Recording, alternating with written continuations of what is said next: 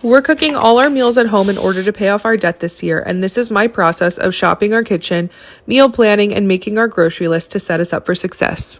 Step one is always shopping my kitchen. I look in our freezer, fridge, and pantry to see what ingredients we have and what needs to be used up.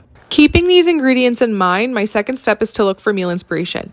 I look for meals that use ingredients that I already have and that any extra ingredients that I need to buy are relatively inexpensive.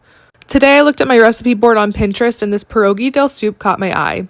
It has relatively simple ingredients, most of which I already have on hand, including the pierogis, which we almost always keep in the freezer just in case we need a quick meal. I knew the soup would have a lot of leftover cabbage, so I wanted to plan for another meal that would use it up, and I'm going to make these spring roll bowls, which we've made before and absolutely love.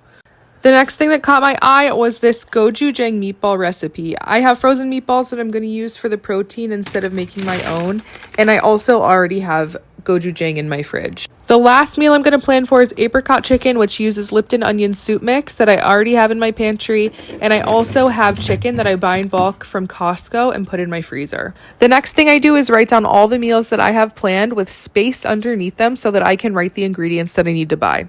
I always try to connect some ingredients between the meals to decrease what I have to buy from the grocery store. For example, I need a veggie for the gochujang meatballs and with the apricot chicken, so I'm going to buy broccoli to go with both of those meals. And like I already said, I could use cabbage for both the pierogi soup and the spring roll bowls. The last thing I do is I keep a running grocery list on my notes app, and when I have my meal plan done, I just add all of the ingredients to it for when I do a grocery order or when I head to the grocery store. I plan to share videos of all these meals, so make sure to follow me to catch those later in the week.